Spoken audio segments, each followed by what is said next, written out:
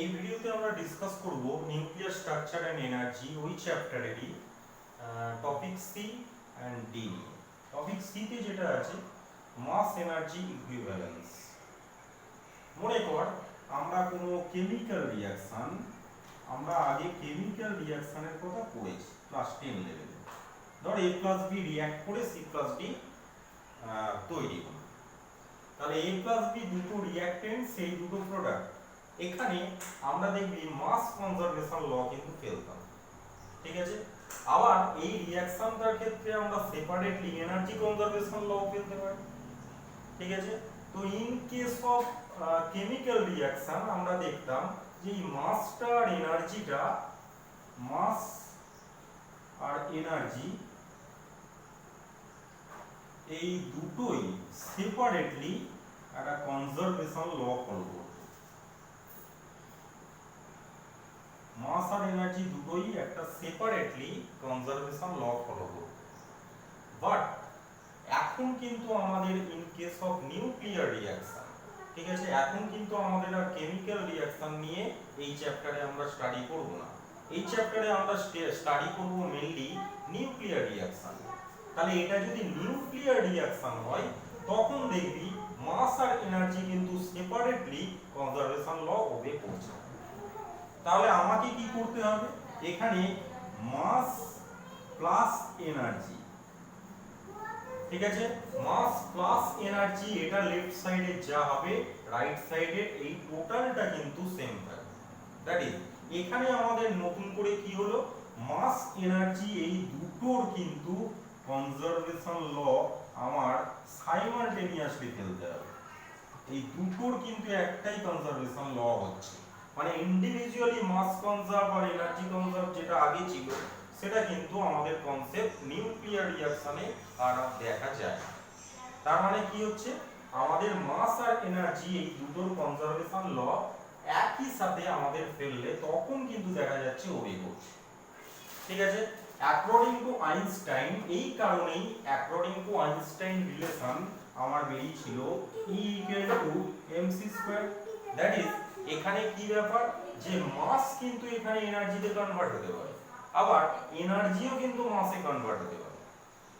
কিন্তু যদি মাস এনার্জিতে কনভার্ট হয় তাহলে অ্যামাউন্টটা কিন্তু ভেরি ভেরি লার্জ হয়, ভেরি ভেরি একটা হিউজ অ্যামাউন্ট এনার্জি হয় মাস যদি এনার্জিতে কনভার্ট হয়। তার কারণ কি, মাস যখন এনার্জিতে কনভার্ট হচ্ছে তখন এনার্জির অ্যামাউন্টটা m × c² দিয়ে মাল্টিপ্লাইড হচ্ছে। c এর ভ্যালু আমরা জানি, c এর ভ্যালু হচ্ছে 3 × 10⁸ মিটার সেকেন্ড ইনভার্স। তাহলে এর যদি স্কয়ার দিয়ে এটাকে প্রোডাক্ট করা হয় তাহলে প্রোডিউসড এনার্জির ভ্যালুটা কিন্তু একটা হাই ভ্যালু হবে, ঠিক আছে। বাট এর রেসিপ্রোকালটা বলতে আমি এরকমও এই রিলেশন দিয়ে কিন্তু আমি এরকমও করতে পারি যে এনার্জি কতটা এখানে কোথাও একটা ক্রিয়েট হবে, সেটা কতটা মাসকে ডিস্ট্রয় করে হবে। তাহলে m = E/c², এটাও কিন্তু আমরা ইউজ করতে পারি। দেখ, এটা যদি ইউজ করি এনার্জির একটা হেভি অ্যামাউন্ট বসালে তবে কিন্তু আমার মাসের ভ্যালুটা কিন্তু একটা লেস ভ্যালু আসবে, কারণ c² দিয়ে এটা ডিভাইড হচ্ছে। যাই হোক, তো এখানে মানে এই মাস আর এনার্জি এই দুটোর যে মানে একসাথে সাইমালটেনিয়াসলি এরা কনজারভেশন ল ফলো করছে, সেই মাস আর এনার্জির যে কনভার্সন, তার মানে মাস এনার্জিতে কনভার্ট হতে পারে, সেই রিলেশনটা ফার্স্ট দিচ্ছেন সায়েন্টিস্ট আইনস্টাইন, ঠিক আছে। তো এখন থেকে আমাদের জেনে নিতে হবে যে আগে যেমন in case of chemical reaction আমরা সেপারেট ইউজ করতাম, এখন কিন্তু আমাদের মাস আর এনার্জির কনজারভেশন একসাথে ফেলতে হবে, ঠিক আছে। এই টোটাল অ্যামাউন্টটা কিন্তু লেফট সাইডে যা হবে রাইট সাইডে তাই হবে, বিশেষ করে in case of nuclear reaction. আচ্ছা, এবার আমাদের এই চ্যাপ্টার নিউক্লিয়ার ফিজিক্স পড়তে গিয়ে একটা রিলেশন খুব মানে প্রয়োজন হবে, যেটা হচ্ছে আমরা এখানে নিউক্লিয়ার ফিজিক্সে ইলেকট্রন, প্রোটন, ইলেকট্রন এইসব সাব অ্যাটমিক পার্টিকেলস গুলোর মাস নিয়ে এখানে কাজ করব, ঠিক আছে। তাহলে এখানে আমাকে কাজ করতে হচ্ছে কাকে নিয়ে, সাব অ্যাটমিক পার্টিকেলস গুলোর মাস নিয়ে। সাব অ্যাটমিক পার্টিকেলস গুলোর যে মাসটা সেটা ভেরি ভেরি লেস, সেই ভ্যালুগুলো যেহেতু লেস তাই মাসের এখানে একটা নিউ ইউনিট ডিফাইন করা হয়। সেই ইউনিটটা ডিফাইন করে সেই ইউনিট মানে সেটা কত এনার্জির সঙ্গে ইকুইভ্যালেন্ট সেইটা আমরা একটা রিলেশন বের করে রাখবো, যেটা আমাদের ফিউচারে কাজে লাগবে। আচ্ছা, তো 1 AMU তোরা হয়তো ডেফিনেশন আগেও জানিস, অর 1 U অনলি ইউনিটও বলে, মানে অ্যাটমিক এই সাব অ্যাটমিক পার্টিকেল গুলোর মাস মেজার করার জন্য AMU বলে একটা ইউনিট আছে। এই AMU ইউনিটটাই কি নেওয়া হচ্ছে না 112 মাল্টিপ্লাইড বাই 1 weight of, বা ইয়ে বললে ভালো হতো, atomic wait of 1 C12 atom. ঠিক আছে, এই C12 একটা অ্যাটমে C12 মানে C12 বলতে কার্বনের তো তিনটে আইসোটোপ আছে 12 13 আর 14, মানে এই মাস নাম্বার 12 13 14 তিনটে আইসোটোপ আছে। তার মধ্যে যে C12 যে আইসোটোপটা আছে সেই C12 আইসোটোপের একটা অ্যাটমের যে ওয়েট তার যে 112 এটা অ্যাকচুয়ালি 1 ইউনিটের ডেফিনেশন নেওয়া হয়। তাহলে এটা যদি 1 ইউনিটের ডেফিনেশন নেওয়া হয় তাহলে এটা 112 মাল্টিপ্লাই বাই এখানে কত হলো, কত ভ্যালু হলো, এখানে দেখ কার্বনের হচ্ছে 12 এটা মাস নাম্বার, তাহলে এর অ্যাটমিক ওয়েট হচ্ছে 12, তাহলে একটা অ্যাটমের অ্যাকচুয়ালি ওয়েট কি হবে 12 বাই ইটস অ্যাভোগাড্রোস নাম্বার। আচ্ছা, অ্যাভোগাড্রোস নাম্বারের ভ্যালু কি 6.022 ইনটু 10 পাওয়ার 23, এইটা হচ্ছে অ্যাভোগাড্রোস নাম্বারের ভ্যালু। তাহলে আমি যদি এইটাকে 12 12 তাহলে ক্যান্সেল হলো, তাহলে 1 AMU এর অ্যাকচুয়ালি ভ্যালু কি আসবে আমার 1 AMU এর ভ্যালু আসবে, এটার ভ্যালু আমি এখানে মুখস্থই ইনপুট করছি multiplied by 10 power minus 27 KG. এই ভ্যালুটা হচ্ছে 1 AMU এর আমার ভ্যালু হয়। ঠিক আছে, তাহলে 1 AMU এর আমরা ডেফিনেশন শিখলাম, তার করেসপন্ডিং সেটা কতটা মাস সেটা আমরা ক্যালকুলেশন করে বের করে নিলাম।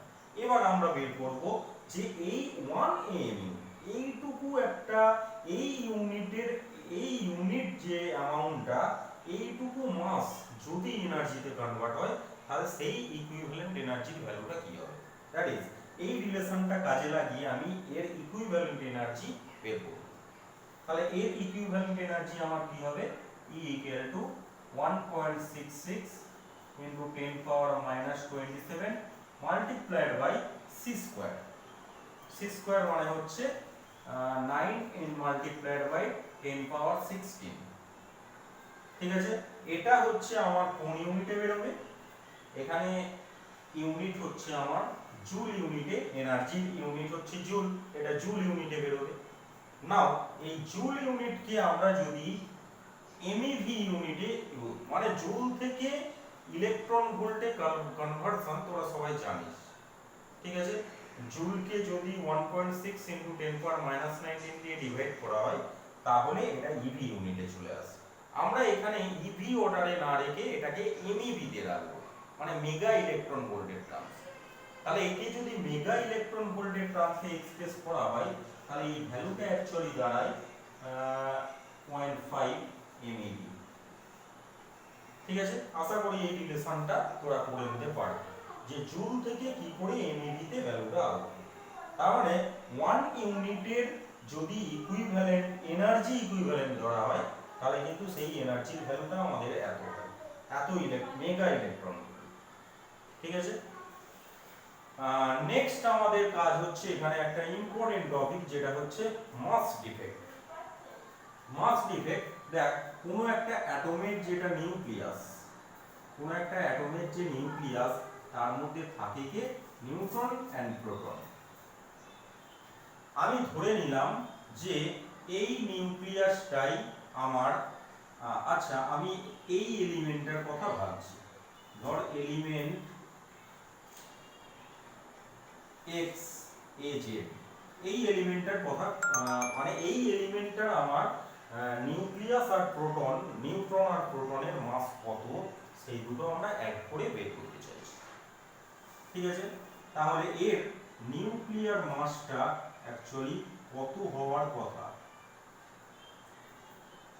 নিউক্লিয়ার মাস দেখ হওয়ার কথা, একটা আমি নিউট্রনের মাস, একটা প্রোটনের মাস যদি এমপি বলি, তাহলে এখানে কতগুলো প্রোটন আছে, জেড নাম্বার প্রোটন আছে, তাহলে জেড নাম্বার প্রোটনের মাস কি হবে, জেড মাল্টিপ্লাইড বাই এমপি। ভেবে দেখ ক্যালকুলেশনটা, নিউক্লিয়াসের মধ্যে রয়েছে নিউট্রন আর প্রোটন, তার মধ্যে আমরা ফার্স্ট প্রোটনের মাস ক্যালকুলেট করছি। প্রোটন, এখানে একটা প্রোটনের মাস হচ্ছে এমপি, তাহলে এখানে প্রোটন এই এলিমেন্টটা যদি আমি ধরি, তাহলে এখানে প্রোটন আছে কত, জেড নাম্বার, তাহলে একটা প্রোটনের মাস যদি এমপি হয়, জেড নাম্বার প্রোটনের মাস কত হবে, জেড মাল্টিপ্লাইড বাই এমপি। তাহলে এই টোটাল এই নিউক্লিয়াসটায় যতগুলো প্রোটন আছে তার মাস আমি পেয়ে গেছি। নেক্সট সিমিলারলি আমি এখানে নিউট্রনের মাস কত, একটা নিউট্রনের মাস হচ্ছে mn, ঠিক আছে, মাস অফ নিউট্রন। তাহলে এখানে a মাইনাস জেড হচ্ছে নিউট্রন এখানের নাম্বার এই নিউক্লিয়াসটা, তাহলে a minus Z number of নিউট্রনের মাস কত হবে, এটা মাল্টিপ্লাইড বাই mn। তাহলে এই নিউক্লিয়ার মাসটা অ্যাকচুয়ালি হওয়ার কথা কত, এই সামটা, এই সামটা বের করলে যত হবে সেইটা নিশ্চয়ই নিউক্লিয়াসের একটা মাস হওয়ার কথা, কারণ নিউক্লিয়াসের মধ্যে নিউট্রন আর প্রোটন অনলি আছে, আর কেউ নেই। আচ্ছা, কিন্তু এক্সপেরিমেন্টাল ভ্যালু,